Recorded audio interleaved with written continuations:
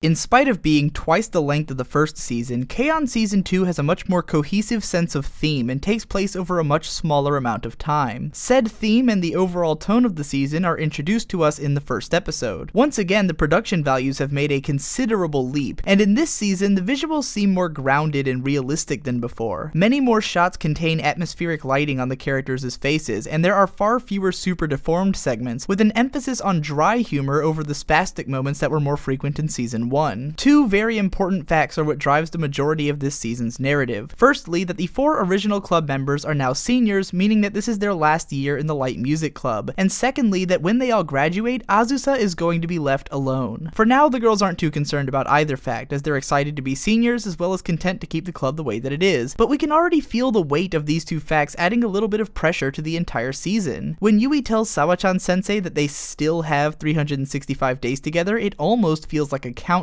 Azunyan reaffirms the lesson which she and Mio had both learned in the first season, that the point of Hokago Tea Time is to be a band with these members, but the context has shifted a little. Before, it was more of an empowering message, used to psych her up about joining the group, but now it's a way for the characters to come to terms with the fact that the club doesn't necessarily need to survive to serve its purpose. We'll comment on this more later on, but for now we see the girls content to keep the group at 5 members. Episode 2 is mostly about throwing the girls into different situations and seeing how each will react, which leads to by far some of the funniest moments in the show up to this point. We've finally gotten to the point where all of the characters and their interactions are solidly defined enough to make them entertaining in just about any scenario, and the spot-on comedic timing of the directing and editing pushes it to the next level. Two things which have become increasingly apparent about this season are that the characters are starting to grow up bit by bit, and also that they're starting to become more passionate about music. This season started off with Yui playing guitar by herself, and as the girls talk about effects pedals and musicianship, we get the impression that they're actually developing the mentality of a real band. It helps that they continue to be put into situations which revolve around music, thereby strengthening the theme of musicianship within the show itself. Likewise, episode 3 is all about Ritsu coming to terms with her self-identity as a drummer. Ritsu isn't capable of putting her attachment to the drums in any certain terms, but Mio is able to do so for her attachment to the bass. Just like Mio, every time I've heard a bass player talk about their instrument, they talk about how the bass lays the foundation of the song and holds all the parts together. And as such, I've always equated the straight man character in any comedy series to being the bass guitar of the group. Towards the episode's end, we see the girls become increasingly self-aware of the importance of performing together and playing the instruments that they do. Ritsu actually says that when they play together, it feels like they're operating as one entity, which is something I once wrote about my favorite band Agaloch in a review of what was once my favorite album, Ashes Against the Grain. The conversation this show is having about the nature of good music is similar to the way that I feel good music when I listen to it, which makes it resonate that much more strongly. Up until this point, I've mostly been analyzing K-On! At the technical level, trying to illustrate what exactly the series is, but it's here that I'm going to break away from that format to talk about why episode 4 of season 2 is where K-On! Starts to engage me more on the personal level. I've mostly kept my personal tastes to myself up until now in the interest of making sure that the largest number of possible viewers can appreciate my points, but from here we'll be diving more into my subjective experience of the show, which not everyone shares. I don't know that K-On! Could be one of my favorite shows without appealing to me on this level, but by now I should have laid enough groundwork to prove that these subjective experiences are far from being the only reasons that I love the series. If you've been checking out my content for a while, then you probably know that I like a lot of shows about the power and importance of friendship, and that's because I hold friendship in high regard in my own life as well. Both online and offline, I have very tightly knit groups of friends who more or less do everything together, similarly to what you might see in a show like K-On! So that portrayal of friendship resonates strongly with me. I'm the type who likes to watch a show and think about how it connects to myself and the people around me, so naturally when I watch something like K-On! It makes me think about my own friends and the bonds that we share. I go on a lot of trips with my friends, from the epic hiking trips that we've taken over the last 2 years to all of the times that they've come with me to Otakon, and those experiences have always been something which we deeply cherished and remembered as special memories. The trip which most reminds me of this K-On! Episode though is when I met up and shared a room with some of my closest online friends at this year's BronyCon. Along with each of my brothers, I shared a hotel room with Drowning in Footwear as well as the 2 best brothers who bitch about ponies. All of us had gotten to be close friends through chatting on Skype all the time, and we stuck together for the majority of the convention, to the point that we actually didn't really attend any panels or see any guests because we were just using the con as an excuse to hang out. I dare say that we hit Baltimore in a fashion very similar to how the Light Music Club hit Kyoto in episode 4. But the moment which resonates best and which had reminded me of K-On! Even while it was happening was after the first night of the con when we were all trying to get to sleep in the hotel room. Everyone just kept cracking jokes and laughing their asses off for hours on end, and just the fact that we were all all trying to sleep made pretty much any stupid thing we said into the funniest shit ever. It reminded me of everyone dying every time Ritsu says Share Kobe or lycopene, and just like in K-On!, a lot of the things that we came up with became inside jokes among our group of friends. I can basically say that I legitimately experienced this exact scene from K-On! With my own friends, and knowing that makes the show feel that much more real and relatable in turn. But it doesn't end there. The Horseshoe Crew also has a youngest member, who happens to be great at guitar and come from a family of musicians, who didn't get to come to BronyCon because he was too busy helping out other people. When I was rewatching K-On! Recently, the moment Azunyan appeared on screen for the first time, I suddenly remembered that she didn't get to go on the field trip with the other girls, and relating this to Give and Take, I immediately burst into tears. I even got him to watch the show and told him that he was Azunyan, and since he went into it with that mindset, he ended up connecting with her instantly and kept connecting with her throughout the show. Give and Take frequently worries that he might be left behind by the rest of the group, and said that his experience watching episode 5 of season 2 was just like what he'd felt while he was at home during BronyCon. He had fun with his dad and enjoyed what he was doing a lot, but still wished all along that he could have been hanging out with his close friends on one of the few chances he'd likely get to do so anytime soon. The connection between Give and Take and Azunyan is what solidified this whole parallel as something deeply moving for me, which only served to enhance the incredible love that I had for the series already. It's worth mentioning though that while Give and Take is the Azunyan of the Horseshoe Crew and Footwear is more likely the Yui, leaving me somewhere in the Tsumugi range, the relationship between me and my brother Shade is exactly like that of Yui and Azunyan if Azunyan was Ritsu. I don't have anything special to say about episode 6, so I'll take this opportunity to comment on how cool it is that this season has consistent background classmates. It seems that the team knew they'd be setting a lot more scenes in the classroom this season, so they made sure that all of the students had unique character designs and would be seated in the same places in every shot, which is a very cool touch that not a lot of shows bother with. Some of these background characters have even developed their own miniature fandoms. Episode 7 is an interesting one because it doesn't really progress the narrative or character development, but feels like a kind of bizarre side story. It's a blatant parody of hardcore fans, i.e. otaku, and the relationship that those fans have with things like K-On! I wrote a longer post about this episode at the time that it came out, diving into the specifics of why and how the episode parodies fandom, which I will link in the description below. It's definitely a strange episode, especially in the way that it seems to play up this fan meeting as a touching moment, even though Mio is being comically victimized the whole time, as if the joke itself is how everyone but Mio is gratified by the whole thing, and Nodoka completely misses the point. Episode 8 has the girls reminiscing about the past while being concerned about the future, and we get some ideas about what each of them plans to do after high school. Once again, this reinforces the feelings that the Light Music Club only has so much time together, since they'll all be taking different paths in the future. This leaves Yui in a particularly precarious position since this club is the only place she's ever been able to do anything with herself, and by the end of the episode, she still has no idea what the future might bring. If there's one thing we know about Yui, it's that she's always been able to hold up miraculously along the way, but this episode leaves us with an almost uneasy feeling about how she's going to make it on her own. Episode 9 feels like it's meant to be some kind of strange one-shot episode that you could watch entirely on its own. Seriously, what's up with the weird-ass Kyoto Animation logo segment at the start? Episode 10 appears to be about Sawa-chan sensei, but I think the purpose is more to give us an idea of what kind of things may lie in store for the future of the main girls. Sawako's old bandmates are trying to get her to perform with them at one of the members' weddings, but being the image-obsessed crazy person that she is, she wants nothing to do with it. In the end, the girls trick her into getting on stage by performing badly and reawaken the musician that lives inside of her, but the real point of this episode is shared more in the images that flash through Sawako's mind while she's on stage and which litter her photo albums back in the club room. Images of a Light Music Club from 8 years ago who were the best of friends back then and seem to stay in communication to this day, getting together for celebrations such as this. A wedding is a weird-ass place for the reunion of a speed metal band performing songs that they wrote in high school. Yui remarks that adults are amazing while she's practicing their music and wonders if she'll be an adult when she grows up. What she's admiring is something implacable about Sawako and her friend Nori. It's something Yui felt when she saw Nori noodling away at Gita, something in the way Nori schemes to bring the band back together, and in the way that one of the old bandmates is getting married. My favorite writing about this episode comes from Ghost Lightning, who talks about the days when he carried a guitar around back in high school. At first, when one of his upperclassmen would play his guitar, he wouldn't touch it after they handed it back to him. However, as he got more passionate and confident, he would play his own licks after getting the guitar back, just as Yui does in this scene. The way she starts playing immediately after getting the guitar back makes it feel like she's trying to practice as fast as possible in the hopes of reaching Nori's level. More than ever, Yui seems ready to strive for that ephemeral sense of adulthood. Episode 11 is about it being too damn hot.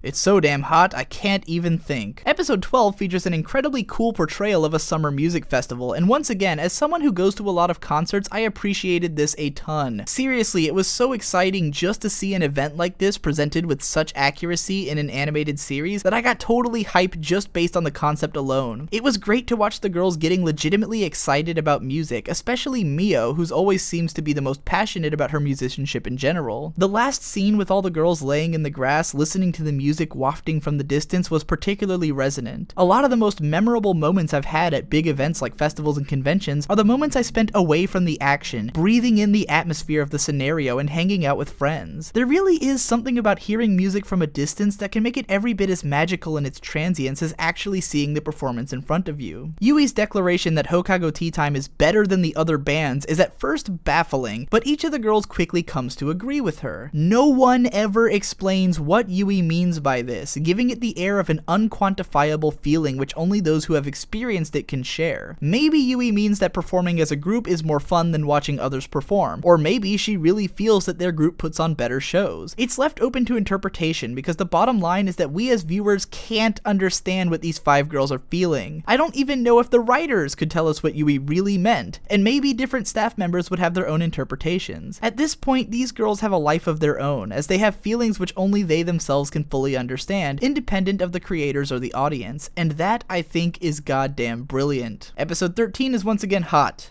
It's also sleepy. I'm too tired to think. This is the point where the opening and ending songs change, so I'd like to make some notes about each. I love Go Go Maniac and Listen, especially the incredibly creative video for the latter, but the second core OP and ED are easily my favorites in the series. No Thank You is by far my favorite song to come from the franchise, with a great video to boot, but the video for Utaoyo Miracle is truly something special to me because it's like a microcosm of everything that makes the series great. It opens with Ritsu turning on a camera, most likely so the girls can film some kind of silly video either for posterity or to use as a music video. Being herself, she of course makes pretty eyes at the camera while Yui does something silly and Azunyan is fixing her hair in the background. After a wonderful transition, we see the girls performing a live show on top of a bunch of desks inside of a classroom, which is a totally awesome concept for a music video, but while the other girls are playing real instruments, Yui doesn't have her guitar and is singing into what looks like a pencil case in lieu of a microphone, which gives this whole scene a playful thematic feel as well as oddly divorcing it from reality. Take note of this little twirl that Yui does. After some great technically accurate playing, we see the girls doing all kinds of random stuff that, when shown in sequence, flows together almost like a dance. Next, each of them introduces themselves and plays a bit of their instrument, except Yui, who's showing us her guitar as if it were itself a member of the group, and Mio, who's too shy to hold up her own name card. Next, we see Yui describing to the other girls a move she wants to do where they kick out their leg and pull it back, while standing in a row. After a shot of the girls singing, we see them attempting Yui's move. First Mio messes up and then Yui, and then with a dramatic reveal it turns out Mio messed up again, and they all laugh about it. We get more shots of the band performing, running around, and praying to the statue in front of the school. Up next, there's a sequence in which Mugi, Mio, and Ritsu all put a curse on a slice of cake so that when Yui gets ready to eat it, the strawberry falls off the fork. After this stunningly animated shot of Ritsu hitting her cymbals in sequence, we see the girls finally nail the leg thing, and then we cut to the performance again. Once again, Yui performs her move in which she points at the audience in 2 different directions and then twirls, only this time the crowd has caught on and all of them twirl with her. And wouldn't you know it, those are actually the background classmates that we see in each episode. Yui looks elated that everyone played along. After some more shots of the girls having fun, we get into the last stretch of the song where Yui starts singing Daisuki, meaning I love you, 3 times. The first time we see the girls glomping Sawa-chan sensei, then Nodoka-chan, and then after an interesting game of rock paper scissors, Ui and Jun. The lyrics then declare that Yui will sing for you, and we see the girls all singing at the camera before a few more images bring it to a close. So why did I break that down so much? Partly because it happened so fast that a lot of it went over my head until I had watched the video a ton of times, but also because I think this once again speaks to the density and creativity of this series. This opening theme delivers moment after moment of heartwarming, intimate, and funny scenes in the span of seconds, all without any dialogue or explanation. It reminds me of the way the character Eiji Nizuma from Bakuman would always say that a good character needs to be able to move. The girls of K-On! Can move around so much and feel so alive in even the smallest moments that we can understand the relationship and the power behind it in mere seconds. This opening is practically an entire episode of the show squeezed into a minute and a half, and that's why I find myself revisiting it again and again when I want a quick hit of the K-On! Feels. Episode 14 is another one that I don't have much to say about, but before I breeze past past it, I want to ensure that I don't come off as glib or dismissal of these episodes in passing. Not every episode of K-On! Moves the characters and plot forward in dramatic ways, but as I said at the beginning of part 1, the narrative of K-On! Is really about the relationship that the viewer forms with the series along the way. Episodes like this, which show us more of the characters and their interactions, are just as important to that relationship as any other. This was actually one of my favorite episodes of the season so far, because it focused on the rare pairing of Ritsu and Mugi, and got a lot of great fish out of water comedy out of it, but I don't think there's anything that I need to explain about it. Now let's talk about a perfect K-On! Scene. Halfway through episode 15, there's a scene in which the 4 seniors are running up an inclined slope as part of a mini marathon. Yui is about ready to give up, claiming that this kind of activity is impossible for a liberal arts club. Mio then suggests that they do this the K-On!-bu way, and try running to a rhythm, so they attempt to do so while singing various Hokago Tea Time songs. The comedy comes out of the different ways that they end up failing. It's a very short scene and wouldn't stand out that much, except that it's a scene that is perfectly K-On! What I mean is that this scene could only happen this way with these characters and in this scenario at this particular point in the show. The scene works because the girls are singing their own songs, which we as an audience are familiar with because we've heard them perform those songs at various points throughout the show. It makes sense for all 4 girls to know these songs and their rhythms because they're the ones who wrote them. Other shows would probably handle this joke by having the girls either run to some random song made up for the scene, or to the opening theme, which anime characters are always strangely privy to. But in this show, the fact that the tempo of Fua Fua Time is too fast is funny because we already know the song, and immersive because we know why the characters know the song. It's also yet another scene wherein the girls do something that makes sense for all of them to do as a group, yet the humor comes from their individuality. Yui's inability to keep up, or Mugi's inability to sing and run at the same time, or Ritsu telling Yui to replace forgotten lyrics with doo-doo-doo, are all things which uniquely affect those characters, even though the scenario involves all 4 of them. This scene not only shows us how this show can get comedy out of the small differences between characters who are experiencing something in a very similar way, but also couldn't have been as funny if it happened at an earlier point in the show, when the viewer was less familiar with Hokago Tea Time's music. I broke down this scene so much because while I've been talking a lot about the broad strokes of K-On! Story progression, I also wanted to make note of how even the small comedy scenes are affected by the narrative progress of the show, and therefore contribute to the overall sense of progression. Similarly, episode 16 opens up with Azunyan realizing how much the mannerisms of the other girls have rubbed off on her, which is another thing that we better understand through our familiarization with those mannerisms. This is also another big way in which the show perfectly conveys the nature of friendship, at least from my perspective as someone who is very easily influenced by both my friends and by the people I admire in general. To illustrate this, let's look at some lines from part 1 of this very thesis. I'd now like to go into full hipster journalist mode and make up a bunch of phrases in order to define the different kinds of fan service as I see them. This sentence was inspired by the style of one of my favorite video game analysts on YouTube, Mr. B-Tongue, who frequently refers to the things he's about to say as pretentious, hyperbolic, or hipstery in order to show self-awareness of how people might perceive certain parts of his videos. It's a defense mechanism that allows you to do things like make up a bunch of academic-sounding words to try to describe something without having people thinking that you're a stuck-up jackass. That's more of a stylistic trope though, so here's a line directly influenced by a close friend. It's easy to buy into the kayfabe of K-On! For those who don't know this word, kayfabe is a term used in the fandom of professional wrestling to describe the illusion of reality that the storyline adheres to. It's similar to a phrase like in character or in universe, referring to the fictional reality that wrestling is supposed to take place in. I did not know this phrase nor anything about professional wrestling until a few months ago, when my good friend and video producer Drowning in Footwear started making vlogs about the history of pro wrestling. Since then, he's always sending me his favorite wrestling promos and educating me on the lore of the medium, which has for the first time gotten me interested in it. This terminology would not be appearing in my videos if I were not friends with him. Throughout episode 16, Azunyan is confronted with the ways in which she has changed to fit into the rhythm of the Light Music Club, and she starts to worry that she's losing her sense of self. This all culminates into what is secretly an existentialist conversation between Azusa and Yui, and I say secretly because neither character is capable of understanding existentialism to the point that they could have a conversation about it on academic terms, yet what they are attempting to communicate is unmistakably an existentialist idea. Yui basically tries to tell Azunyan that what defines her is not an abstract sense of self, but her actual being, who she is in the moment. It's impossible for Azunyan to not be herself, because what herself is exactly what she is. She is not defined by the ephemeral image of herself in her mind, but by a series of objective actions which she is subjectively interpreting. That is to say that while we can make up an idea of who we think we are, that idea is not who we actually are. We are actually an objectively existent thing. None of this is to say that the sense of self is unimportant, as it can definitely affect our actions a lot, but Yui is essentially telling Azunyan that she should accept the thing that she is for what it is, instead of trying to force herself to conform to a rigidly defined sense of being. Now, I'm not saying that this is what the show is trying to communicate, nor that this is what every viewer should get out of this exchange. What I'm really doing is diving into the logic behind the more loosely understood feelings that Yui is trying to convey. I think most people vaguely understand the idea that at the end of the day, things are the way they are regardless of how others perceive them, given the commonality of the phrase, "it is what it is." But just because a character like Yui can't express the deeper existential meaning of that phrase doesn't mean that said meaning is non-existent. It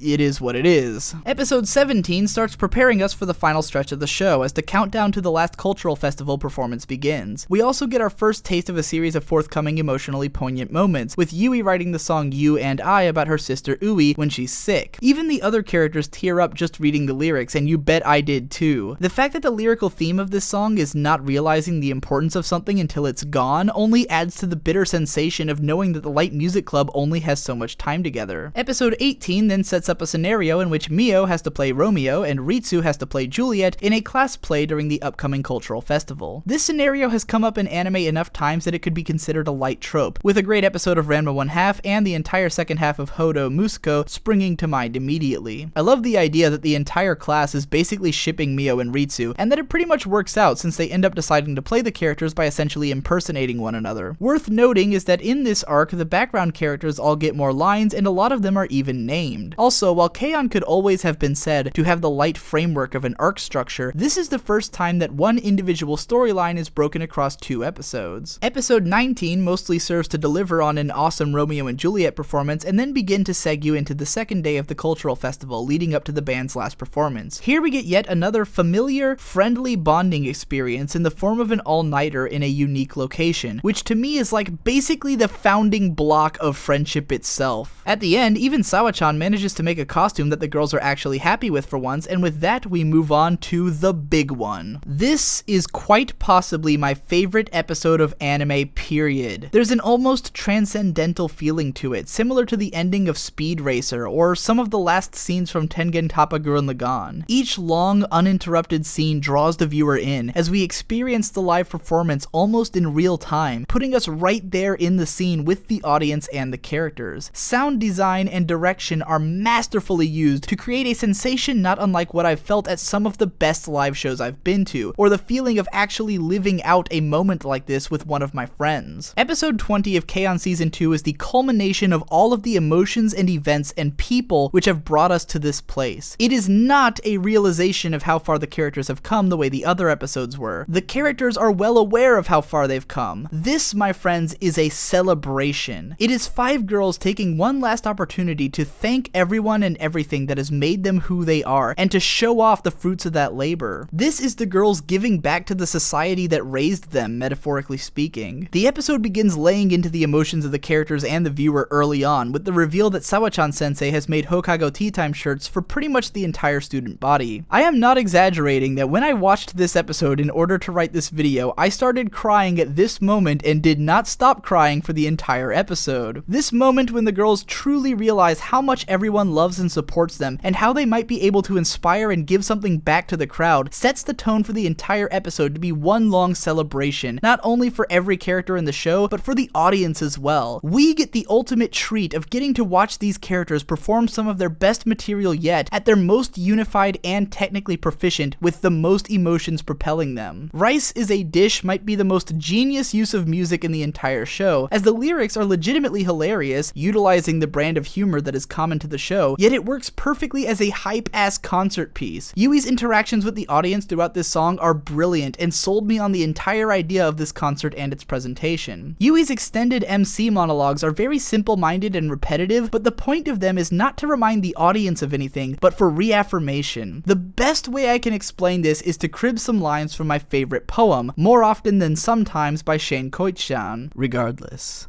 there's something beautiful about stating the obvious. All of us do it in the moments when we can't believe it, we have to say it. It's like pinching yourself to make sure you're awake. Take, for example, something as simple as touching someone. We so often say, "You're so soft." And the last person to touch them may have said it for the 28th time, but today I'm number 29. And I'm not saying it for her benefit, I'm saying it for mine. Because there's almost 7 billion people in this world, half of which are men, and when the number of them is 3.5 billion, it's pretty fucking cool that I was number 29. This beauty in stating the obvious is what drives all of Yui's dialogue in this episode, and the audience completely understands where she's coming from. Even though she's silly and makes no sense sometimes, everyone understands that she's trying to communicate a deeper feeling, the experience of realizing that there is more to her than herself, that all these people, places, and things have shaped the person that she is today and allowed her to take this place on stage and sing these words to this crowd. You could say that insofar as K-On! Is the story of Yui's life, everything in her life has led up to this moment, exploding here as an image of completion. Yui's speeches are her own loving thesis on the nature of K-On! Their performance ends with You and I, a song about not wanting to lose the precious thing that you've found, and it's from there that we fade away into one of the most heartbreaking sequences ever put to animation. As the girls sit together, basking in the afterglow of a feeling that none of them has the words to qualify, the seniors finally lose their shit. They don't want this to be the end. How could they? How could you sit down and realize that you've just had the best experience of your life and that you will never have that exact experience again? Talk to anyone who has met their friends at a convention about post-con depression and they'll probably tell you about a scene similar to this. These girls are coming face to face with transience and finality, and to accept something like that is akin to accepting death. This scene speaks directly to the human experience, to the nature of living and passing on to new stages of life. It's harsh, it's real, it's intimate. The first time I saw this scene, the moment that Ritsu said lycopene, I completely and utterly lost my shit. That this line, this inside joke spawned randomly one night on a school field trip would now be here in this most emotional moment where these characters are at once at their lowest and highest point blows my fucking mind. This is the definition of friendship. This one scene about the implacable duality of transient experiences as expressed in the tears of 5 high school girls at the moment that they realized that their childhood was over is among the most resonant things I have witnessed in art. Episode 21 pushes us into the twilight days of the Light Music Club. It occurs to me that in part 1 of this video I used poor phrasing when I said that K-On! Was the story of Hokago Tea Time the people rather than the band. What seems obvious now that I think about it is that this is the story of the Light Music Club as an entity. It begins with the club's formation and will eventually end with its dissolution. But what's interesting about this last stretch of episodes is that it's almost like this is the club post Hokago Tea Time. Not to say that they stopped playing or caring about music or that they stopped being a band together, but the arc of their musicianship and what it brought into their lives is essentially complete. As of their last performance, they've become the best that they'll ever be as a band. Now we are essentially moving on to focus on how they may still change as people while being members of this club. This episode is deliberately slow and not highly consequential in contrast with the previous one. Its most important moment comes at the end when Mio decides that she wants to try to go to the same university as the other girls, which gives us the first hints that this group of friends will indeed survive the death of their club, even if things change from here on out. I do wonder about whether or not Mio is wise to deliberately hamstring her potential college choices by following Ritsu and Yui, though you could make the case that in terms of her overall growth as a person, these friends are every bit as important as any qualifications she might get from school. Mio has never been happier, more fulfilled, or more robust as a person than she is with these friends, so maybe this will result in the best possible version of Mio. Also during this arc, we begin to focus more on Azusa's feelings as she watches the others prepare to leave her behind. Episode 22 is when it finally sinks in that the other girls are going to graduate, and watching Azusa's reaction fills me with a sense of helplessness. Graduation has been used time and again in anime to mark the passage of youth into adulthood, because it's a nearly universal experience that everyone has in realizing that a part of their life is over, that whatever the future may hold, there is no going back to the past. And like I said before, accepting that finality is akin to accepting death. Azusa must live out these next few weeks knowing that this is the last of the time that she has in the Light Music Club with these members, meaning that this feeling is going to end. As an aside, I'd like to break down the first and most prominently used song that the Light Music Club wrote, Fua Fua Time. See, the Japanese language, or at least the language as presented by anime, has a funny tendency to describe sensations and emotions by utilizing sound effects. There are commonly used verbal sound effects for just about anything you can think of in Japanese, and these have a tendency to get used a lot in a metaphorical context. For instance, the sound effect for a heartbeat, which is doki doki, is commonly used to describe feelings of love or adrenaline or pretty much anything that would make your heartbeat quicken, even if only metaphorically. Fua Fua is an interesting sound effect because it's basically the sound of fluffiness fluffiness. It's also the sound of yawning and of floating, and what all of these things have in common is that it's weird to even assign a sound to them. Fua fua is really more describing a feeling that you get from certain things more than it is an actual sound that those things make. Fluffiness and floatiness don't actually make noises, but in trying to describe the sound that those might make if they did, you convey the kind of feeling that those sensations have. Fua fua time is usually translated as light and fluffy time, which I think is a great translation, but when you think about it, what exactly is a light and fluffy time? Or if we incorporated the meaning of floating in there, a fluffy floating time. To me, it speaks of transience and of an implacable feeling. The meaning of the time these girls spend together isn't something that can be easily defined in words, but is better expressed in sensation. When I think of the sensation of floating, I think of something dreamlike, ethereal, and ultimately temporary. To me, a fua fua time is a time that's important, but you're not sure why. A time that feels nice, but passes by before you even realize it's happening. A thing that you can never get back, and which you never fully understood to begin with. The chord progression of this song is incredibly nostalgic sounding, and puts me in a reminiscent state of mind whenever I hear it. It reminds me of how Idea Channel once compared nostalgia to the sensation of ambivalence, or the feeling of being happy and sad at the same time. That's what this last stretch of K-On! Is. It's an ambivalent charge towards a future where the only certainty is that things are going to change, and in that sense, it is a fua fua time. At the start of episode 23, Shiraishi Minoru's voice is totally coming out of Yui's TV. Lucky Star fans should appreciate why I love this. Also, something about this line when Yui is drawing a game board and Ritsu asks, "Where's the goal?" and Yui says, "There's no room to draw one," and Ritsu says, "Then it's unplayable," reminded me of like Waiting for Godot or something. I'm pretty sure that was not intentional though. This episode screws the nostalgia in deeper, as the seniors spend all day dicking around at school since they don't technically have to be there. It was pretty cool first watching this show in 2010, a year after I graduated high school, because it reminded me of my own last few weeks as a senior. My school wasn't nearly so loose about letting kids wander around, but we did have things like senior privileges, where if your lunch period was scheduled last, you could just leave. During the end of the year exams, I'd only show up for the tests, and for the last month or so, most teachers barely bothered assigning anything. I remember feeling like I was already done with school and was just hanging around in the building to tie up a few loose ends before I went on my way, not unlike what the girls are doing here. Later in the episode, the girls decide to record a cassette of all their music to leave in the club room, and while we don't see any of the performances, we do get to hear some of the funny things that end up on the tape in between. It so happens that one of the K-On! CDs has a bonus disc which contains the entire tape recorded in this episode, including all the in-between stuff seen in the episode, as well as a bunch of extras.